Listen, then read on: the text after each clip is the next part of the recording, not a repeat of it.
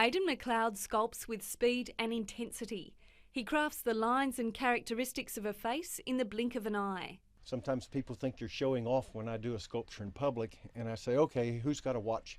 And they look at their watch and I say, all right, I'm going to do this sculpture in 12 minutes. And I can actually do a bust of someone in 12 minutes. It's a skill he's perfected while travelling around the globe. And wherever he goes, the reaction to his work is universal. You turn the sculpture around and you finish, they go, whoa. And it's like, I get more joy out of that than anything. Just the shock factor, you know?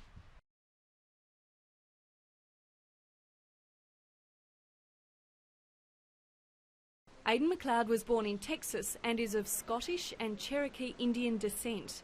He started messing around with clay when he was a teenager. I went out and I bought a bag of clay, and I sat down and I did a bust of someone out of my head.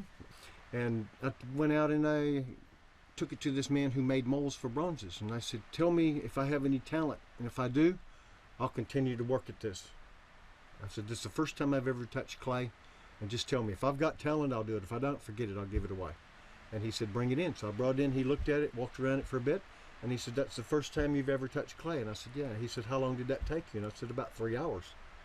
And he said, don't ever stop, you're natural. He took the advice and has been sculpting ever since. Among his collection of works is a life-size sculpture of the Queen Mother, which he crafted on her 100th birthday in front of a crowd at Trafalgar Square in London. Everyone's famous to me.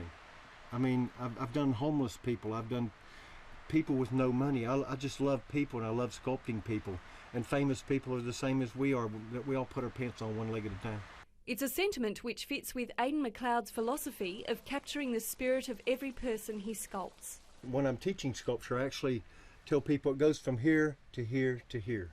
You see it, you feel it, and it comes out your hands. But after spending the last 2 years capturing the spirit of outback Australians, Aden McLeod has packed up his family and moved his portable home to Devonport.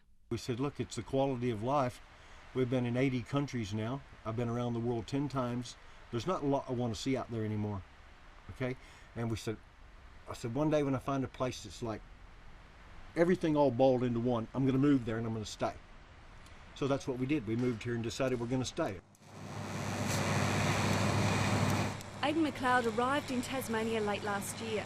His work in the States so far has concentrated on an ambitious sculpture called The Spirit of the Sea. I feel like it's a real part of me, you know, the energy that I have and the passion I have for people and the passion I have for art. I was standing back one day looking at that and I told my wife, Karina, I said, that feels like it's me. And it doesn't look like me or anything, but it's just the power and passion that I have inside of myself. The 13-foot-high piece is in the final stages of being bronzed at a foundry at Huonville. Okay, David, that's good right there. Let me have a look. Yeah, it's about 600 kilos of bronze there. That's going to look pretty good. He's coming up out of the ocean like this, and he's supposed to be really powerful. Aden McLeod had wanted the figure nude, but was advised against it.